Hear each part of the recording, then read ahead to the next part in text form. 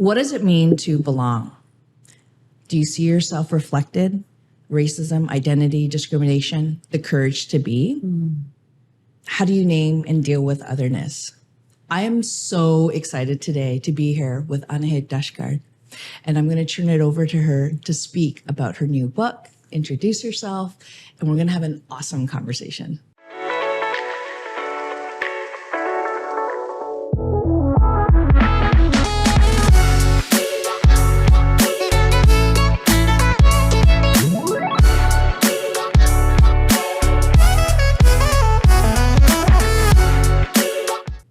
Thanks, Lee. Exciting to be here with you. I would introduce myself as an immigrant, as a woman of color. I'm also a mom. I'm CEO of Anima Leadership, which is a 17-year-old inclusion company, one of the oldest in Canada. And so we help create spaces where everybody matters and belongs. It's passion work, and I've been doing that for a long time. And I'm also, I guess, most closely tied to my identity is I'm an author. I write, and I try and write truths that I think the world needs in order to heal and move forward as individuals and as a society. Well, I definitely want to say that your book is amazing. Thank you. I will admit, everybody, I'm mostly a non-fictional reader, and I read the paper religiously. And this is one of the first books that I couldn't put down. So if we have a copy of the book, I want everybody to look at it so you can see it. And it's so important, bones of belonging. And it's just beautiful vignettes. But I just felt that there was such an authenticity and a truth to it. Like I could see myself reflected in it in many different variations. And it spoke to me very much, and I really hope everybody will buy it and will support it. And I think that's very important because we need to elevate it. You made top 10 of the Canadian book list, and it's not, I'm not surprised. And so the work that you're doing, and maybe what we could do is like the Passion Project, 17 years of this business, one of the first of its kind. And in many ways, I almost think we're just starting to scratch the surface, and people are starting to realize we need more of it. Like there's more of an openness or recognition.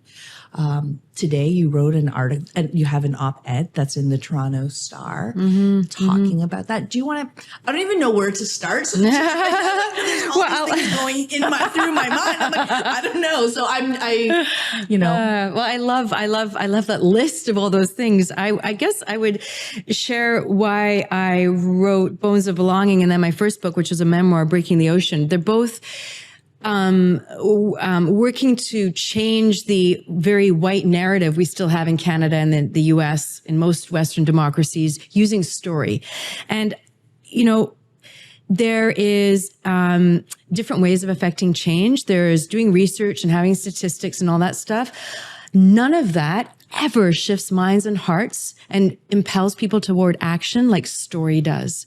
Story is ultimately how we make meaning of the world, but ourselves in the world.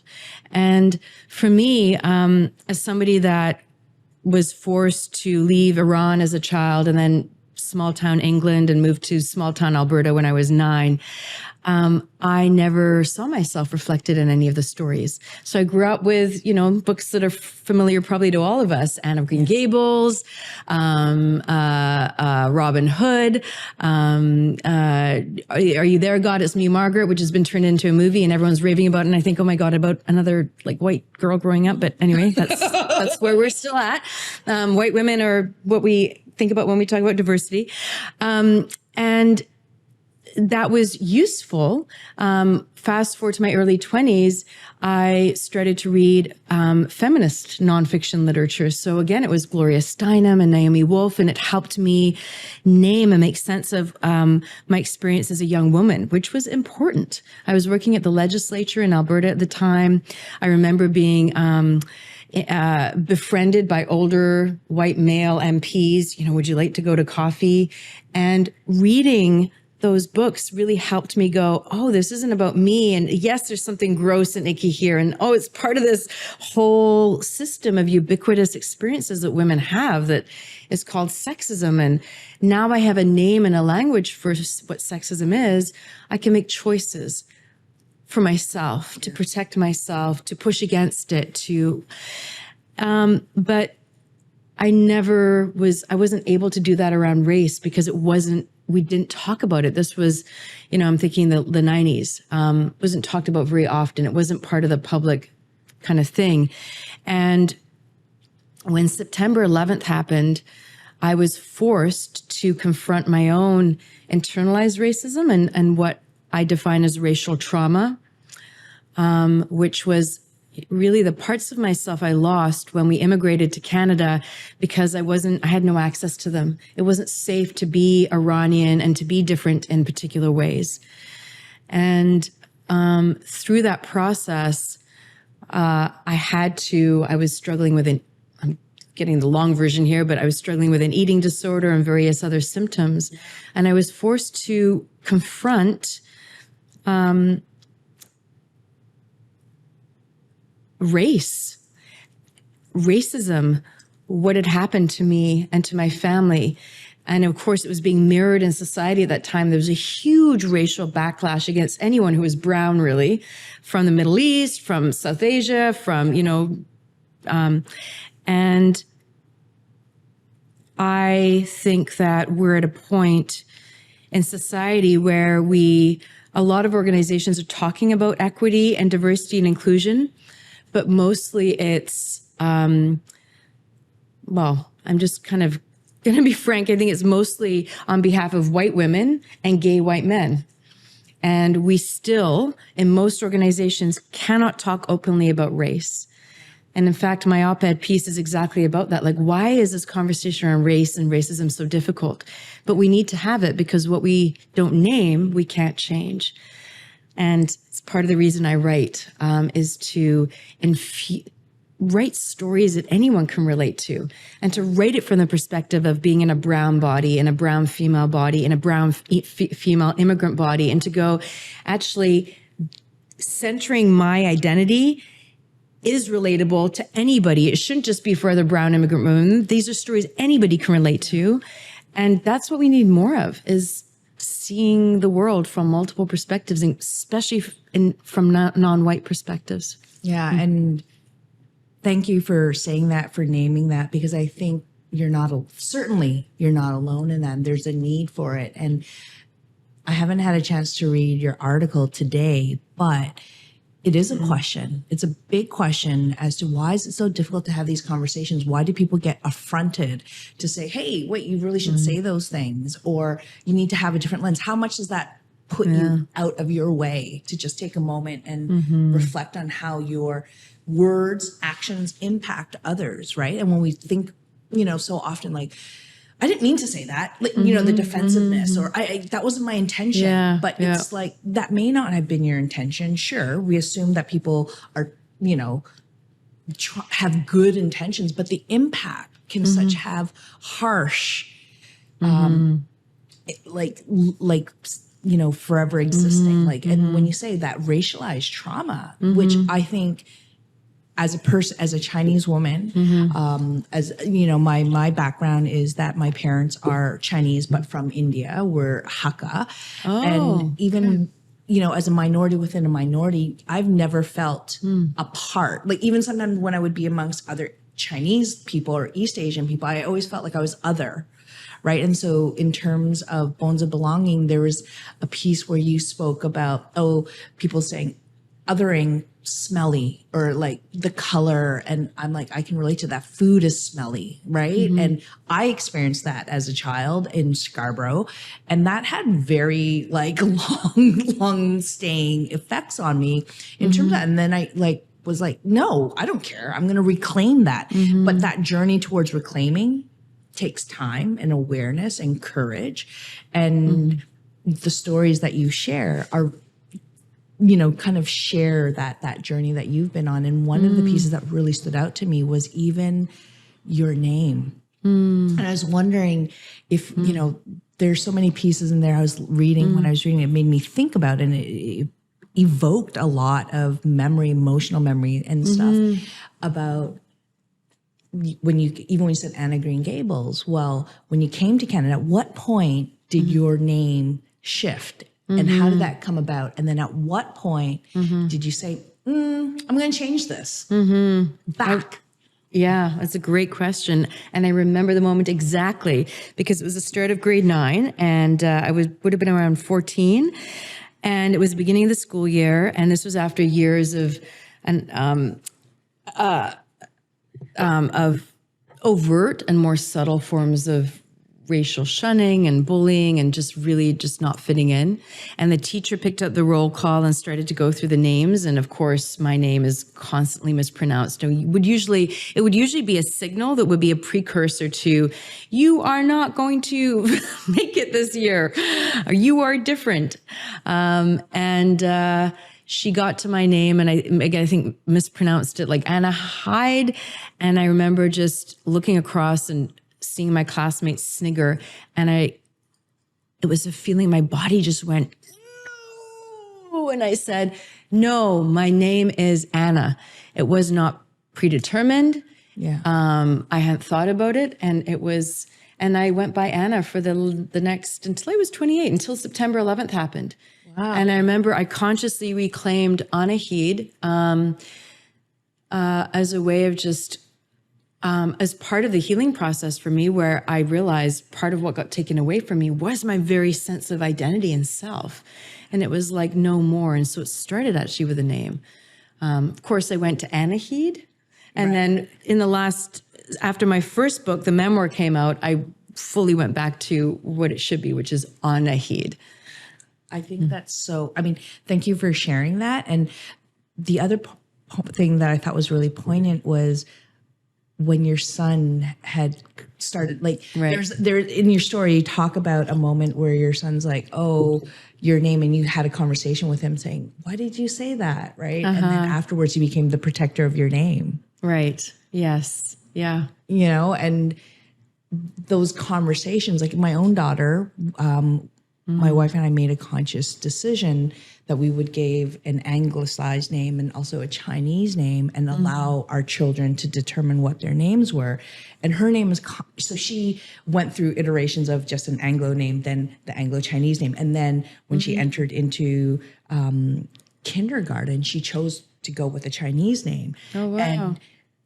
And the name gets mispronounced and all this stuff. And also with my Hakka dialect, there's a different pronunciation that's different from Mandarin. So there's a few complications in that. But I always wanted her to feel proud because even for myself, my father, when I was a kid, Li Fangku, like he would be like, no matter what, people are going to see you as Chinese. You could have the most anglicized name, but people will see you first. As you are, and you present as a Chinese person. I want you to feel proud about that. And I was like, that was very, like when he shared that with me, it made me really think how powerful that is. And even now with my neighbors or people who I know who are from, are people of color, it's interesting because some have really like, no, we just have like Anglo names. Yeah. Because it's easier. Yeah. Because it's easier. And it fits in. But I always think, but people don't see us that way. And I have to say, like, really, what's the goal of this journey that we're all on toward creating more inclusive spaces? Is it that anyone who has a difference gets assimilated into the dominant norms and just becomes the same? What do we lose in that process? We lose information. We lose potential solutions that the dominant culture doesn't have. We lose, like, our differences as a species are what allow us to survive. It's the different, it's what is different from the norm that allows the adaptations to happen. And every time somebody from a different culture gives up their name, it's another kind of step towards assimilation. And we all lose out when that happens, not just the individual. And so I agree with you. It's those choices that look so small for people on a day-to-day basis actually aren't small. It's not. Like they accumulate. And I have to tell you, Lee, probably the most common question that I get when I do inclusion sessions in organizations is people coming up to me at the end and speaking to me about their name. Oh, and they'll, or if they don't bring it up, I often will, like a brown guy that's like, oh, my name's Cum. And I'll often say, sir, is your name really Cum or is it short for something? And, oh, well, it's Kamal, but I've changed it. And it leads to a conversation around. So it is a small act of courage, but it's an important one. And I love, can you say your name again? Li Fang Ku. Li Fang Ku. Yeah. It means, my last name is Ku, which means ancient, and the Li is for the lily, and Fang is for red. So it's ancient red lily. Oh, it was really powerful. Like when you said it, I felt this, I felt like this jolt of like, I'm paying attention now, like, which is what names do. They contain power. Yeah. Annahid is a Zoroastrian, ancient Zoroastrian name that means goddess of water. And it feels Annahid. Like it feels, I think I settled more deeply in myself when I got people to say that the way it was meant to be said, Annahid. And that's amazing. Like, even how you were like, I remember the moment when I changed my name. And it was like a jolt. And now, when even when you talk about it, there's like this calm and this, it's my name, So I thank you so much for sharing that. It was just one of those things that like I was reading it and I was like, this is really powerful. And when you share the story about people like who talk to you, it's like their names. Oh, my name changed. Like I used to teach at George Brown, and when I would have students and, it's very diverse, and people say, oh no, call me this. And I'm like, no. I would always have an exercise where when you do icebreakers, I'm like, share your name and what it means, because I think we are more than meets the eye, meets the eyes, right? And so I was trying to empower each student with like reclaiming, but so many of the students who were new students just wanted to fit in. You know? And so, well, that's why it's important for those of us that have been here longer to make those courageous choices, because we then reflect back to people that are newer. Hey, it's actually okay. Like you don't have to shave off parts of who you are. I think it comes with courage. Sorry. Right. But shaving off those parts of what you just said spoke to about how do you you give up the difference to be a part of the whole, like to fit in, but the fitting in, you loot to be a generic or to be a part of the mass. And, so it's such important work. Like, and I wanted to speak about Anima, and 17 years of starting this business, like in many ways, I think it's only more recently that we start hearing about people wanting to do diversity, equity, inclusion. And sometimes it feels like it falls short.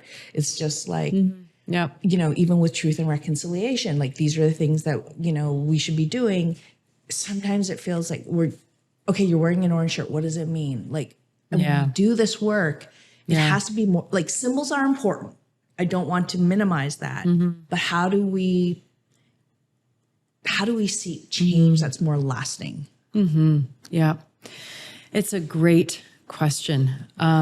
Really, inclusion work is, I think if it's done well, what are we talking about? We're talking about conscious use of power, naming power, discerning between the abuses of power in more overt and subtle ways, and then also like how do we use power well with each other? Like I don't think we can eradicate power entirely. There's always going to be certain identities and certain behaviors that have more cachet and others that have less. But what we can do is be aware and use our differences consciously so that we open doors for people to come in rather than doors closing. What would I say about what's happened? I think after George Floyd 2 years ago, there was a big sort of tipping point moment. There was a lot of, as we know, organizations that sort of jumped on the bandwagon and did it as a check mark, the black box, and then the statement. And I know that there's some people say, well, nothing has changed. No, that's not true. Like in any moment, any tipping point moment, there's a trend, but the trend leaves something behind in its wake. And what it has left behind in its wake, I feel, is there are more organizations really committed to doing the work. There is more space to go further in the conversation, especially around race. So a lot of organizations now are open to talking about white supremacy, white fragility, whiteness. We created a course, which we launched in 2020 called Decoding Race for White Leaders. Wouldn't have flown 10 years ago, but it's probably one of our most requested courses. And I think that when we talk about shifting power dynamics, we're talking about generational change. And so I don't measure it anymore in terms of, are we ahead more this year than last year, or 2 years from 2 years ago? I think about it as, are we further ahead today than we were a generation ago? And yes, of course we are. As a woman of color a generation ago, would I be running one of the most reputable inclusion companies in the country? No. Would I even kind of have gotten an agent and publisher for my books? Probably no. So we are further ahead. And I think it's just up to each generation to continue to do the work to open the doors. Is it easy for me to write the stuff I write about?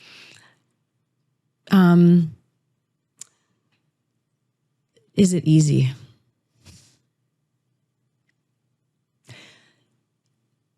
I pay certain costs for writing in the way I do, and using my own life and vulnerability as fodder for other people to see themselves and to learn from. Yeah. But I do it intentionally because I want the generation after me to experience a different world than the one I grew up in. And I know they will, but I also know it's not going to be perfect, and they will have their own work to do. Yeah, no, absolutely. And I do, even what you're saying, that you do pay a price for sharing those moments, because as I was reading your book, I'm like, oh my goodness, I feel like I know her. She's so awesome. But it is very vulnerable to put those things out there. And, I'm not sure what some of those specific examples are, of the costs of that. But well, I'll tell you, it's relationship. There's a lot of people even in my immediate neighborhood that will avoid me, that will not enter conversation with me because of their own discomfort with race. And I'm a public figure now talking about these issues. It means that I walk around kind of with a layer of armor in the place that I live. That wasn't the case when I was conveniently silent around these issues, or made choices about where to speak about them and where not to. It's made certain relationships in my family, extended family, difficult. I mean, you pay a price when you speak truths that are against the dominant narrative. And so I've lost, I guess, levels of support.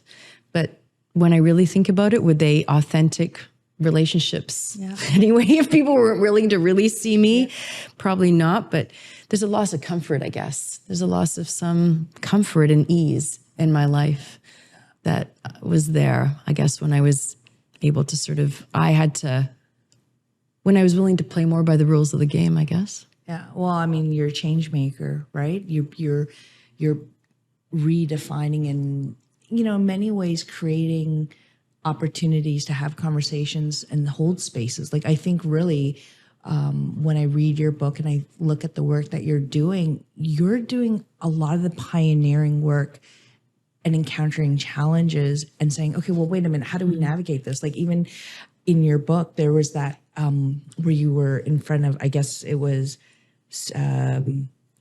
janitors, and you were doing that thing, and you're trying to get support doing the debrief. Like, that was very clear. Like, it was very vivid for me as I was reading about it, because not only are you putting your stuff out there and trying to say, hey, I don't feel safe after someone has, anonymously penned something. Like, how do you create a space for me? Why am I putting myself out there? And even as we spoke a little bit off camera, I don't actually have to be in spaces, put myself out there in those spaces. But I guess where I'm trying to get at is like, I don't think it's easy. I think that having these conversations are really difficult.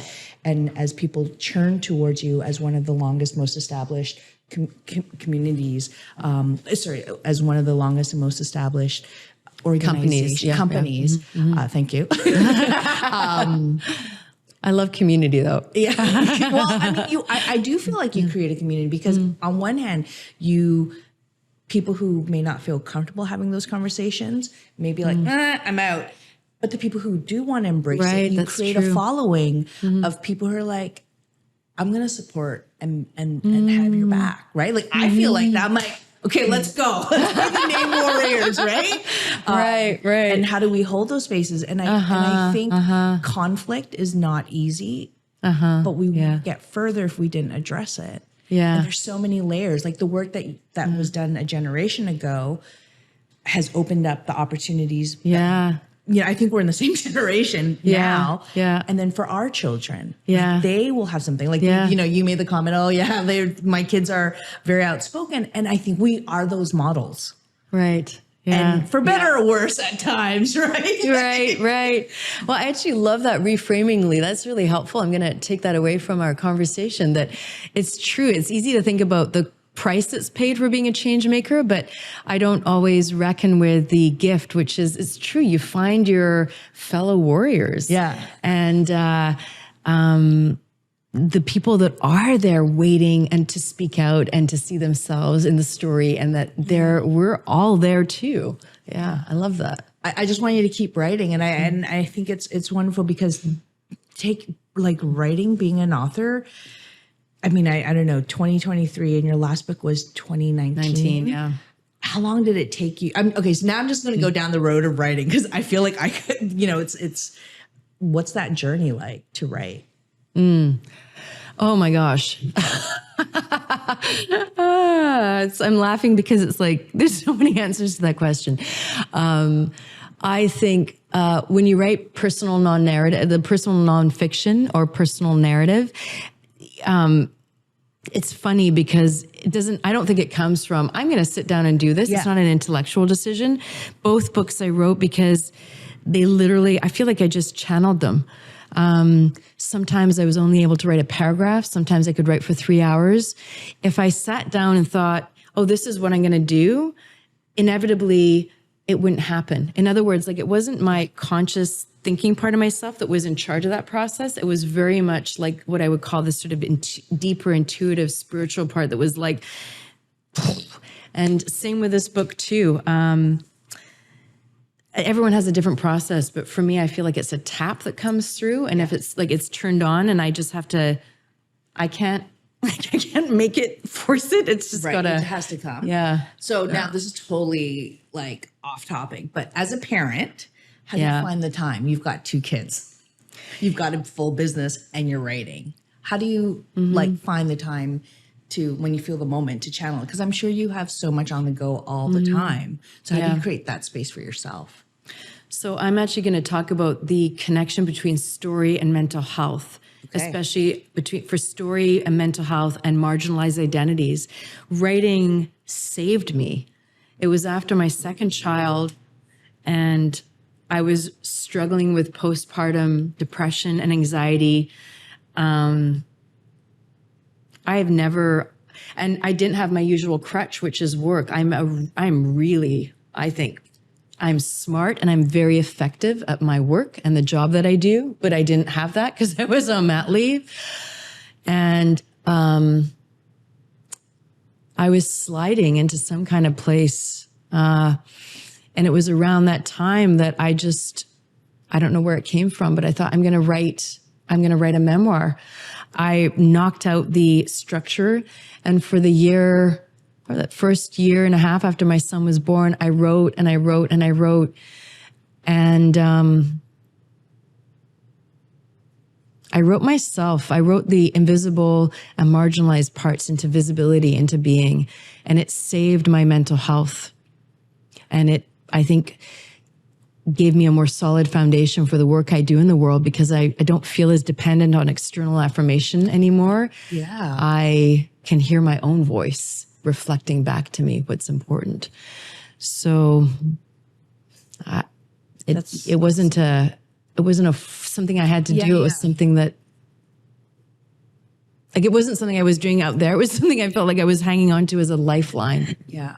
And I think that's really powerful how you churned a moment, like it's those moments of like who our true selves are and how our inner voice can help propel us in one direction or the other in the tools that we have. And, I am also someone who throws myself into work, and I often have to make sure that I'm doing the check-ins of making sure I'm not all work. I love it. I love the work that I do. So And when you're passionate, and you're very powerful in your work as well. And Lee, I met you. I just want to say, when you were running for office in our neighborhood, and I just remember being instantly, when we connected, like, this person is going to rock it. Oh, and which is why I asked you before we started, you're going to run again. But just to say, I just want to reflect back just how motivating and inspiring it was to meet another woman of color that is just so powerful in the world. I really appreciate it. When I did run, I remember I met a white dad and his daughter, and she was close to the age of my daughter. I'm like, hi, how are you? And it was, I think, E-Day. So the day that everybody goes to vote. And he said, I just want you to know, our family voted for you. And I was like, oh, thank you very much. Why? And he goes, because when I talked to my daughter about the future of what she wanted, she said, I want to vote for someone who, is a girl, like who is who cares about things and saw herself reflect. And he said, this is something that's important to us. And I remember in that moment, I was like, oh, that was so worth it. Like, I met so many amazing people. I have no regrets whatsoever, because I met amazing people like you. And I just feel like I cherish that. And I think it's so important for everyone in anything you do to be present. Don't worry about the outcome. Be present in that moment, because in that moment, so many truths will come out. And I really had to learn about myself also. Like, I shared a lot of things, like, why am I running? People were like, why are you running? And I remember there's one moment I was like, because my parents never had these opportunities, because I've never seen myself reflected in stories. Like, when I was a kid growing up, the closest book that I could relate to was Tiki Tiki Tembo. And it wasn't even accurate. Oh my God, that was such a racist book. I know, right? So you look at this anyway. I wish and I collected that book and I held on to Tembo, it. No Sarembo, Cherry Berry Rucci, Pit Perry. Oh my God. So exactly, right? And that's what I saw. And I'm like, is that me? I guess it's the closest thing to me. 100% not now. Right. And I started being an avid collector of books because stories are so important. Now, because I wanted you, I know you wanted to share some excerpts from your book. Do you want to? Yes, I'm going to read for the next hour. How is that for you? Hey, I'm totally okay. I bought the ebook. I should have gotten the audio version. I'm happy to do that. Oh my God. It's like the book launch phenomena where people get up in the front of the mic and they read for 20 minutes and everyone's just like, oh. No, I will read a very short excerpt, and I'm going to read the one about names that you referenced earlier, because I think it's like, it's one that so many of us can relate to. So it's called Names. It's a furnace of a day thanks to climate change and this being the peak of summer weather. To cool off, the four of us head over to the local outdoor pool to go swimming. We have to check in at reception, a couple of makeshift folding tables first. When we finally reach the front of the line, the teenage attendant asks, "Names?" in a bored, monotone voice with pen poised to record them on the sheet in front of them. I suddenly get an image of immigration lines at ports of entry into this country about 100 years ago. I always feel a slight tightening inside whenever I'm asked for my name still. My son, Coda, 4 years old, declares in a trying to be helpful and sound like an adult tone of voice, "My mama's name is Annahid. I know it sounds kind of weird, but that's really her name." I laugh while inwardly cringing from the mouth of babes. Not even my own son is exempt from the learned discomfort with names like mine, cultures like mine, ancestry like mine. Annahid is such a common name in Iran, the Middle East, and beyond, but here it bears a stamp of foreigner, outsider, someone to be wary of. We enter the change room, and the intensive gymnastics of getting swimsuits onto two hyperactive children quickly chases any memory of my own name right out of my head. Submerging myself into cool waters of the pool is a welcome relief. I talked to my son later that night. That hurt me a little bit when you said my name was weird. What's different about my name versus Sally or Rachel? It sounds different, he replies. But for who? I ask. I used to go by Anna, but then I realized my real name comes from a place where it represents water and stars, the name of a goddess, a powerful name people used to worship and still do. It was only when I moved here that people bullied and teased me about it. He squeezes my hand and I continue gently. People still get it wrong most of the time, but that's okay because now I choose to use it, and I'd like you to use it as well. Okay, Mama, he nods, staring at me solemnly, his brown eyes wide and rounded in his small face. Thanks, Baba, I whisper. Time for some hugging. A year later, I arrive to pick up Coda from a play date, and his friend's mother comes out to greet me. Oh, Annahid, she says, She doesn't get any further because Coda comes out and carefully yet confidently interrupts her. Actually, my mom's name is pronounced Annahid. I feel a little embarrassed, but also proud. He has overcome his default absorption of the norms around him because of the desire to do better by his mama. As we walk home together, I squeeze his hand in mine, realizing I feel more than just pride or momentary self-consciousness. I feel loved. Sometimes at busy coffee counters, I will still shorten my name to Anna, just once in a while when the line is long and my time is short. If Coda is with me, though, I can't get away with it. Your name is Annahid, he'll admonish, and then loudly correct the barista as well. He has become my name guard, on the lookout for occasions where I may be slighted or minimized through the mispronunciation of my birth title. I relish how my child's self is now protected by my own child, his generation learning from and correcting the erasure mine faced. Names are the first signal as to whether and how much we are welcomed anywhere. My son reminds me that a key measure of belonging will be when all names matter. I love it. When I read that, I was just like, Like, speaking of that generational change, hey? Yeah. And my son does that. He came back from his grade 3 class, and they had a Ukrainian immigrant family child in the class. And he said, his name is this. And he's consciously on the lookout for supporting this new kid. It's not just about the name is what I'm trying to say. He's aware of, he's supporting people in how and who they want to be. Yeah, that's that's so powerful. And if every child, we had that, right? We're here. We're being the change makers. God, right? We had that when we were growing up. Yeah, we might not be change makers, but God, that sure would have been nice in moments, right? Absolutely. To have one other person have any kind of, awareness of our differences and ability to speak up on our behalf.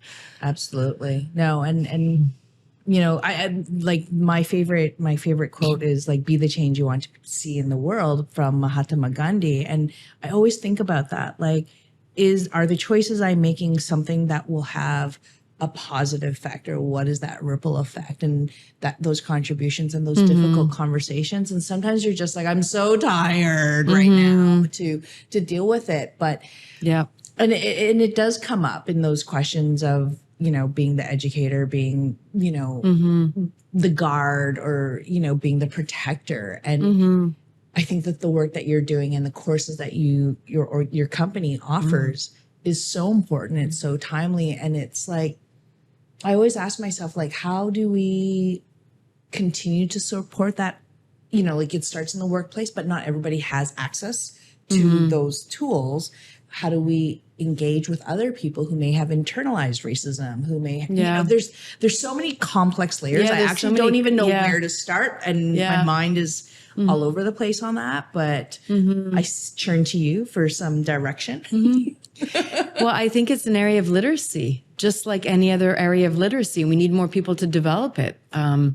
Literacy around power dynamics, racial literacy, and I now have enough literacy when I go in an organization, I can perceive where the organization is at and their journey toward inclusion,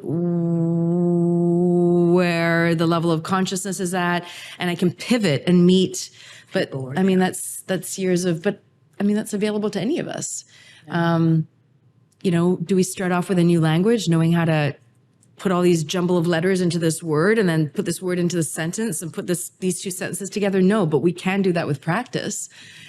And again, I come back to story. The more of us that share our stories, tell our stories, share our experiences, the more we develop awareness of the nuances and discernment about where to say this and do this and where not to, because there's no formula. There's no formula around human relationship, which is ultimately what the goal is. How do we be in stronger relationship across our differences? Yeah. And there's no one way. And that's I say that to people, leaders that I work with, executive teams. You know, I can't give you a formula, but I can give you a framework and a language and coach you to start to see the patterns so that you can actually discern what you do when. Because if you don't do this, you're going to actually be held hostage by people that have more awareness than you, because that's where we're headed as a society. You're going to have increasingly diverse teams. And if you don't know how to decipher race and the nuances of race alongside trans identity and you know, you are going to be ineffective in your job in 5 years. And do you think that that's the motivator for many people in leadership Actually, roles? it is. I talk about equity competency, equity, literacy, and competency. And as a leader, you have to have it. Yeah. You have to have it. You're not going to. So yeah, I think it's a big motivator for a lot of people. Some do it because it's the right thing to do. Yeah. And others kind of are jumping on board because they know they're struggling. Yeah. They're struggling because their employees are way further ahead than where they are. Yeah.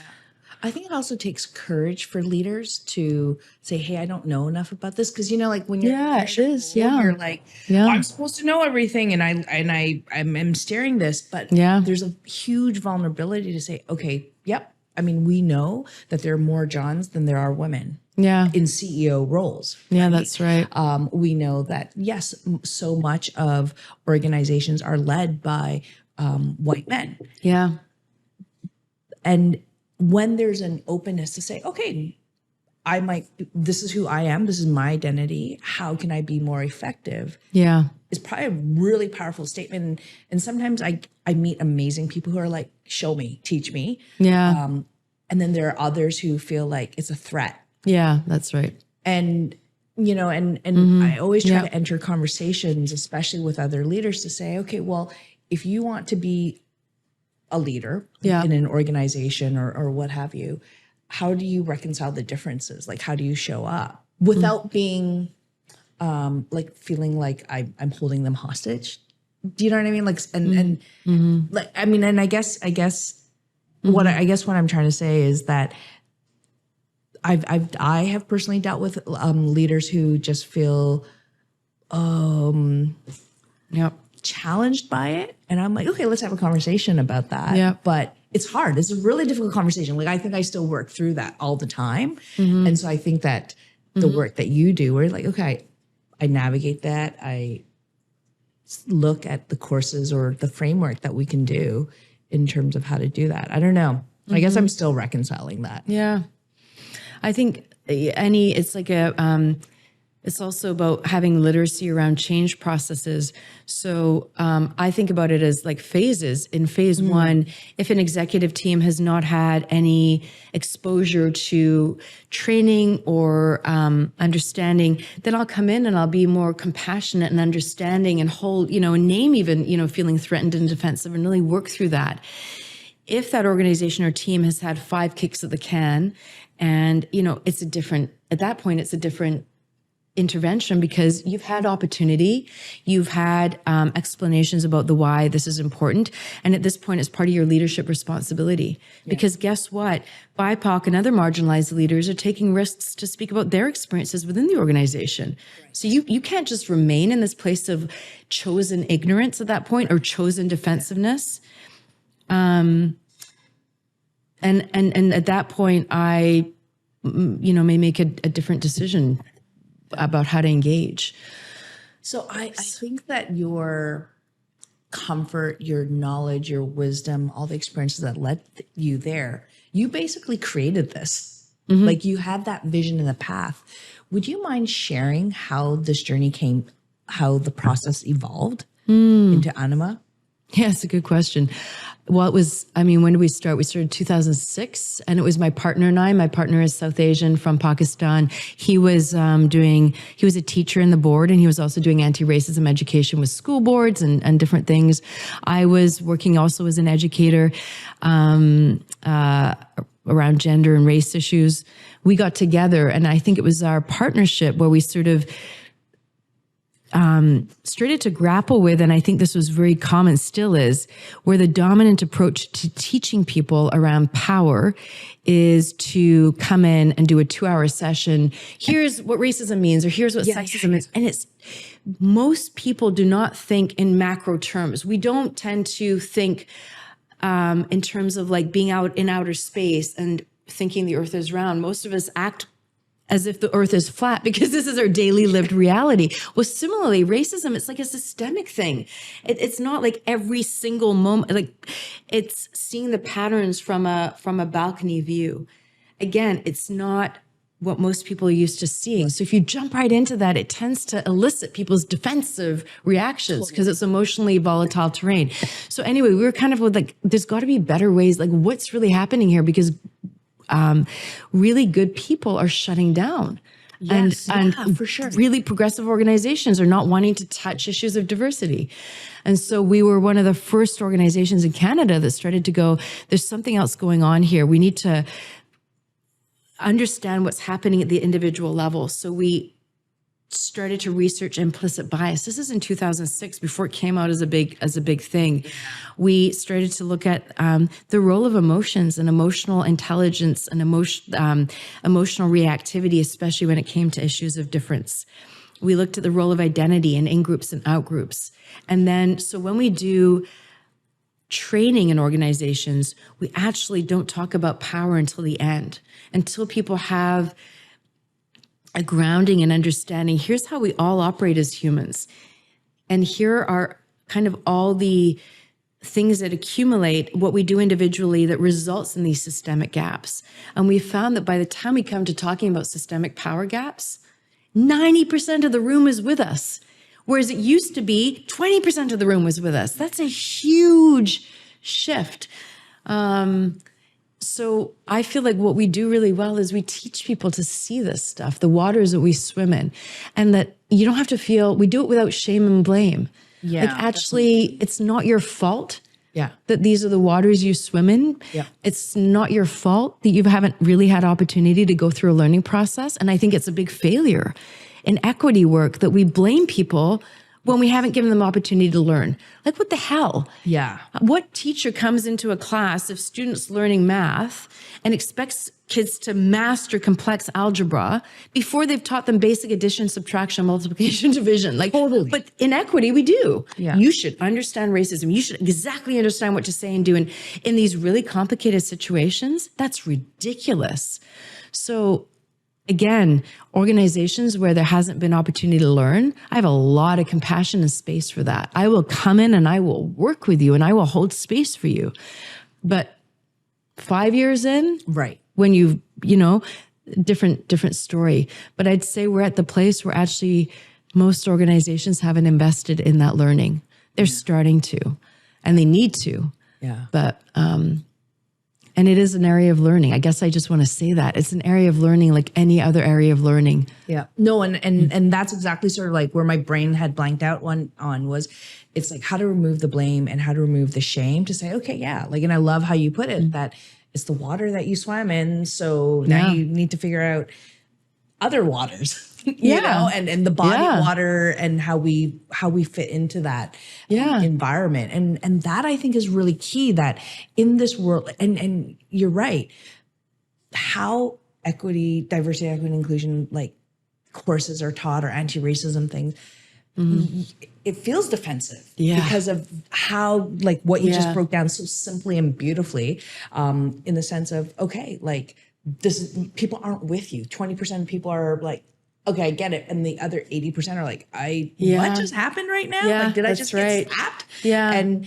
Yeah. I think that is something where you and your leadership in your company bring us to the table of like, well, how do we actually have a safer environment for people to learn? That's and right. the compassion to say, we're coming with our difference, because I think people are so afraid to talk about things That's because right. they're afraid they're going to step on someone's toe Yeah. and be like, wait, Yeah. I can't even touch someone on their back, or I can't like, and Yeah. someone who might already know, like, yeah, it's not okay for you to touch someone without their permission.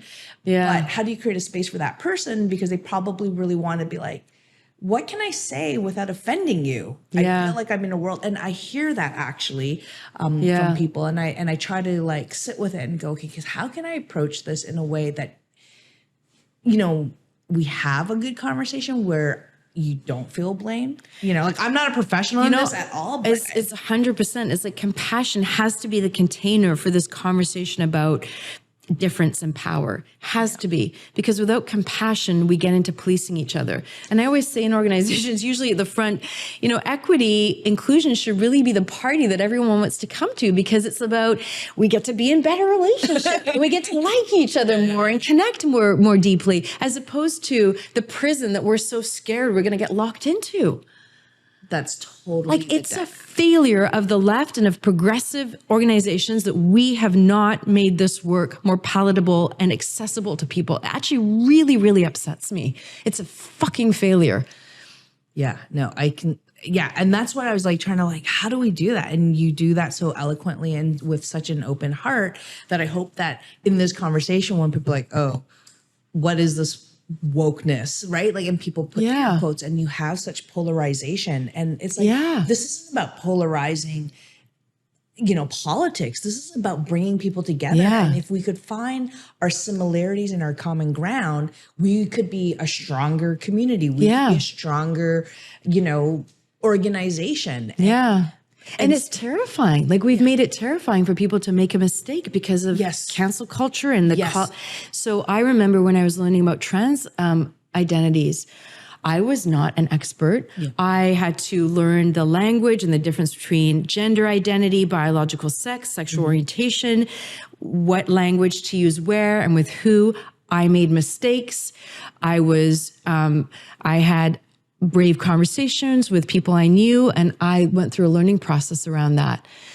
I think about the lack of space around race and, you know, for leaders or anyone to make a mistake. And that's why I'm so passionate about it's not okay, because we have in a sense created the conditions for people to like be justified in holding on to their fear. I understand it. And it's like, do we get to endlessly make mistakes without any accountability? No. But do mistakes need to be part of the learning process? Yeah. And does making a mistake mean that you're a bad person or a bad leader? Like, no, it doesn't. It makes you human, and you need to be willing to learn from it. But that's what I mean by compassion. Like, I can see you and I can see your good intention, and I know that you didn't mean that. So I'm going to just let you know. And hopefully that'll strengthen our relationship and you won't do that again. But rather than, I'm going to write you off. I'm going to call you out. I'm going to, like, what? And I think that's also one, you know, in your book, you actually talk about like holding a session and, you know, people voicing the inner thoughts that are not safe. You know what I mean? Like that people are thinking, but they don't want to say. And I actually think that that can be so intimidating, but clearly as a master facilitator and holding space for people, that's really what it comes down to. And I was like, how do we have more of those conversations? Like, I want to celebrate the work that you're doing, because I don't think that it's been an easy journey. And, you know, even your openness to say, well, I've made mistakes is sort of like permission. Like, we can all make mistakes and that we're not, you know, sometimes people look at someone, they make these assumptions. Well, you should know. And it's like, well, no, I don't really have those tools. It's a literacy piece that we want to develop. And even I've often been the only woman, the only person of color, the only woman of color, the gay woman of color, like in many spaces. And I've had to learn how to adapt, learn how to hold space without being threatening, but also not giving up space to be accommodating. right? Yeah, Like, that's, yeah, so yeah, it's yeah. just kind of always like, I always feel like, well, I'm just doing my best, you know? Yeah. So, and so I Yeah. think I was really, when I was thinking about what was my intention for this conversation was really, it's an important conversation to be had that's not about blaming people. It's about allowing people the space to say, I don't know, I messed up. Yeah. How can I change? Because it's the buy-in. Like, it's Yeah. like the awareness, like, yeah, like, and the way you had mentioned working with leaders, like, you need to be able to, you're going to lose your force if you don't have this as a currency, right? And to understand how to navigate that. Yeah. Well, I should mention, like, read the op-ed piece that I just wrote in the Star, because it's exactly this topic: why white leaders need more racial literacy, and why it's challenging, but also why it's so necessary. Absolutely. And I think when you look at the title, like even, with Bones of Belonging, And breaking the ocean. and breaking the ocean, right? The mention of whiteness is right there, and in Bones of Belonging. And why do white leaders need this? It can, like, I think it's so important to name things without it being a threat. Yeah. Yeah. And I think it's wonderful, right? Like, and it's in the Toronto Star, everybody, you should check it out. But yeah, no, it's just, Well, I'll tell you, divulge a little secret. I'll tell you the next book. I'm pivoting. Right now, I started a BIPOC Leader Lab in January, and I have 20 people across North America that are Indigenous, Black, Brown leaders in different institutions, medicine and law and government. And my next book is a handbook for leaders of color. And I'm pivoting to support members of our community that are in white dominant organizations working to create change. And that's the next pillar of support. That's amazing. So white leaders need to learn racial literacy. And I think we also need to have our own conversations as change makers about how to be effective and sustainable also in this work that we're doing too. It's true, because it's also very hard work, right? There's an emotional labor, like, there's so, like, it's so complex. Like, even before, when we were talking about internalized racism and how that can play out unintentionally and have such negative permeations, I think. I'm so excited about this book. Is it going to take 3 years? 2, hopefully. It's halfway done. I love it. I'm really jazzed. Like, I'm really jazzed about that, because there's such a big need for it, as we see, the one thing that's so wonderful, especially what I see in Toronto, is that there are a lot of people who are willing to open spaces for others. They, okay, I got my foot in, come on through. Right. And I think that's a powerful, way of continuity and of mentorship and helping others. And then when you get there, you're like, oh, wait, where's the manual on this, right? Like, as a woman, like, for me, I would often be in spaces where I was younger. Sometimes I was often. I mean, I'm perceived as younger. Perceived as younger. But it's like, I know I would be undermined, especially by, like, other, like, men. I would, or someone who's older, and they're like, well, why are you telling me how to do this? And I remember I was very like, did I get this right? And you're just trying to do your job. But then you have this complex layer of power dynamics. And I really didn't have the bandwidth, like the knowledge and experience of someone telling me, okay, so you're also going to deal with this. I'm like, where's that handbook? So the handbook is coming. That's right. It's coming. That's wonderful. Is there anything else that you might like to share from your book?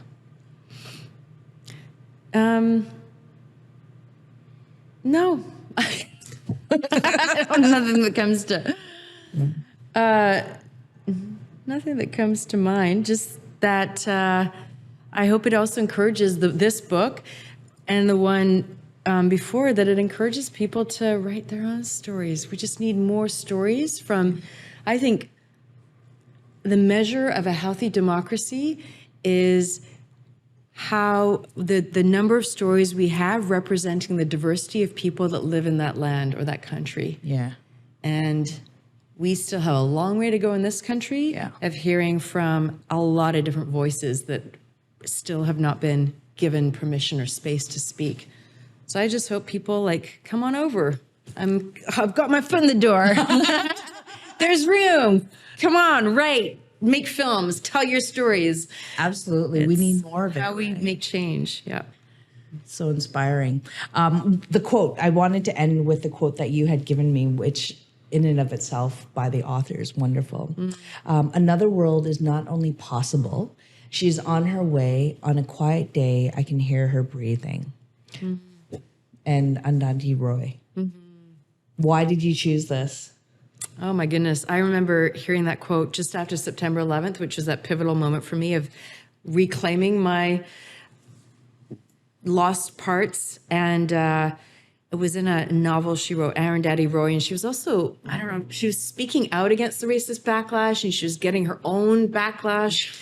And it was a quote from her novel, and it was 2 sentences that I remember holding on to that were just so powerful.